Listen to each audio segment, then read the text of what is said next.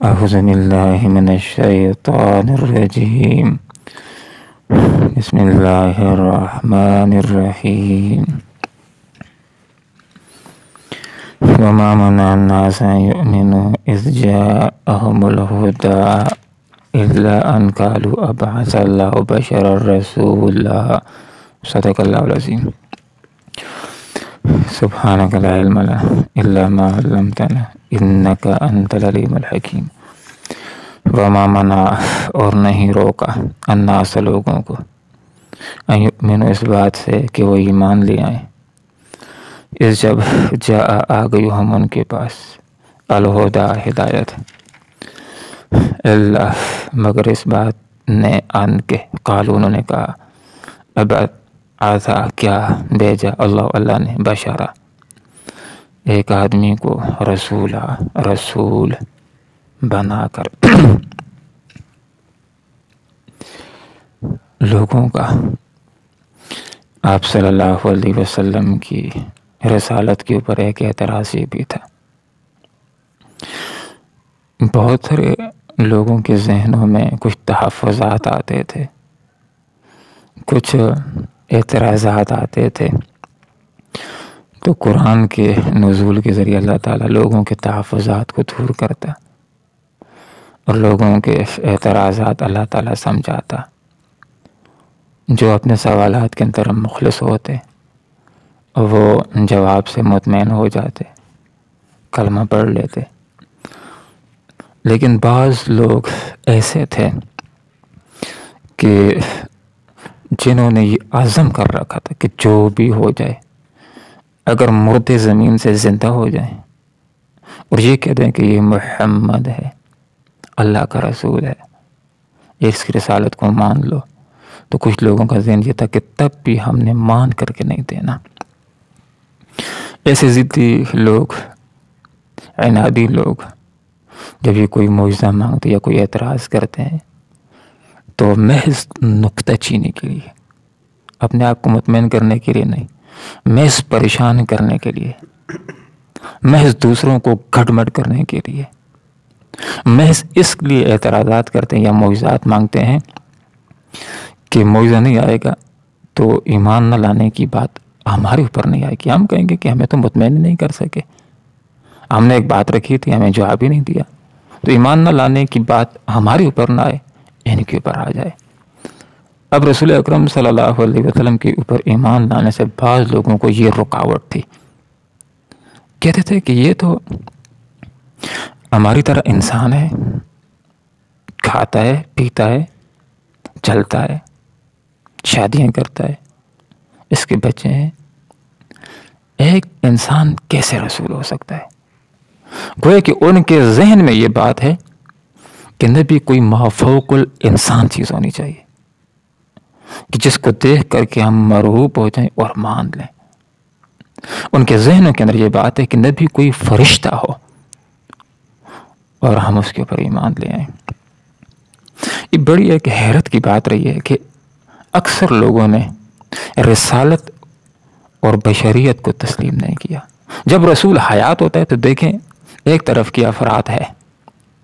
کہ کہتے ہیں کہ یہ تو بشر رسول کیسے ہو سکتا ہے، یہ کوئی فرشتہ رسول بن کر کے آتا تو ایمان لے آتے. اچھا پھر کیا ہوتا ہے جب رسول دنیا سے رخصت ہو جاتا ہے تو اس کے رخصت ہونے کے بہت صدیوں بعد بعض لوگ ایسے پیدا ہو جاتے ہیں اس کے ساتھ محبت کرنے والے،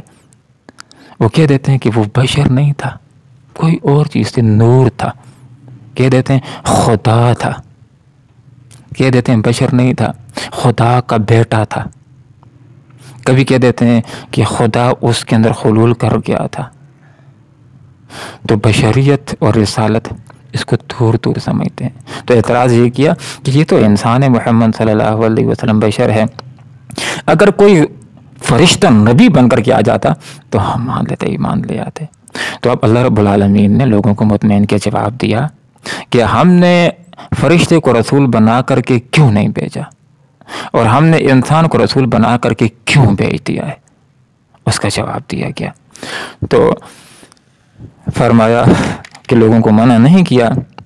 اس بات سے کہ ایمان لے آئیں اس ہدایت کے اوپر جو لوگوں کے اوپر آ گئی، مگر اس بات نے روک دیا کہ یہ تو ایک بشر ہے، اس کو اللہ تعالیٰ نے رسول بنا کر کے بھیج دیا، تو اللہ تعالیٰ نے جواب دیا، فرمایا اے آپ صلی اللہ علیہ وسلم ان سے کہہ دیجئے لو کان فی الارض ملائکہ، اگر زمین کے اندر فرشتے بستے ہوتے، فرشتے رہتے ہوتے، یمشون، فرشتے چلتے بجائے انسانوں کے، مطمئنین اطمینان کے ساتھ فرشتے رہتے، لنزلنا علیہم من السماء، تو ہم بھیج دیتے آسمان تھے ان کے اوپر ملکن، کسی فرشتے کو رسول بنا کر کے۔ جواب دے دیا، زمین کے اوپر انسانوں کے بعد فرشتے ہوتے، انسان نہ ہوتے، فرشتے ہوتے، تو اللہ تعالیٰ پھر انہی جیسی مخلوق ان کے پاس رسول بنا کر کے بھیج دیتا کہ وہی مخلوق ان کے لیے نمونہ بن سکتی ہے۔ کیونکہ پیغمبر کا، نبی کا، رسول کا کام صرف یہ نہیں ہوتا کہ اللہ کا پیغام لوگوں تک پہنچائے، رسول کا کام نمونہ بننا ہوتا ہے کہ دیکھو یہ احکامات ہیں، ان کے اوپر عمل کرنے اور عمل کیا جا سکتا ہے، میں عمل کر کے دکھا رہا ہوں تم کو۔ تو یہاں پر یہ بات سمجھا دی گئی، اللہ تعالیٰ نے سمجھایا کہ میں نے فرشتے کو رسول بنا کر کے کیوں نہیں بھیجا، انسان کو رسول بنا کر کیوں بھیجا ہے؟ اس لیے کہ زمین کے اوپر فرشتے تو نہیں ہیں۔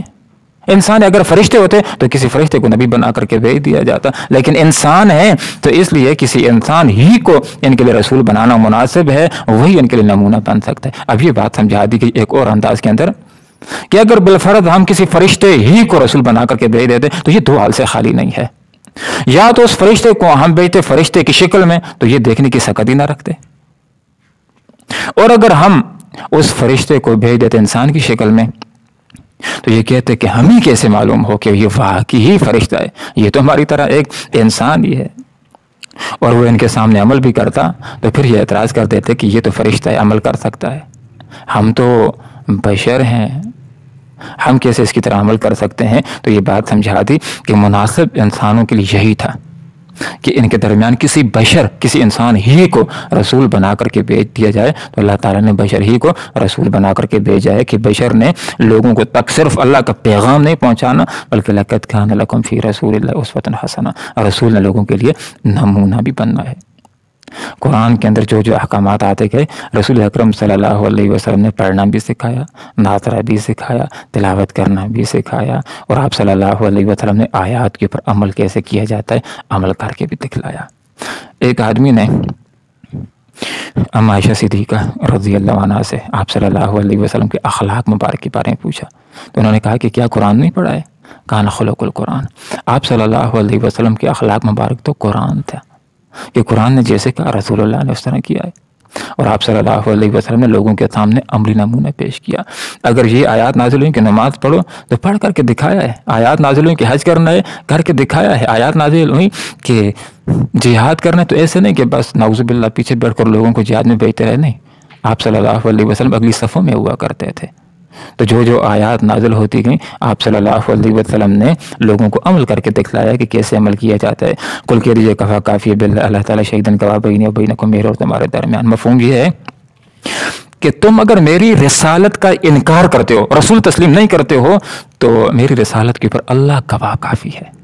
پوری دنیا اگر انکار کر دے میری رسالت کا تو کوئی پرواہ نہیں کہ اللہ تعالیٰ نے میرے رسول ہونے کی گواہی دی ہے۔ دوسرا مفہوم یہ ہے کہ کفا کافی باللہ، اللہ تعالیٰ شہیدن گواہ بینی و بینکم، میرے اور تمہارے درمیان، کہ جو کچھ میری طرف نازل کیا جا رہا ہے تم کو پہنچا بھی رہا ہوں اور عمل کر کے تم کو دکھلا بھی رہا ہوں۔ انہ کان بعبادہ خبیرا بصیرا، مفہوم یہ ہے کہ اللہ تعالیٰ اپنے بندوں سے بخوبی آگاہ ہے۔ میں جو دعوت پیش کر رہا ہوں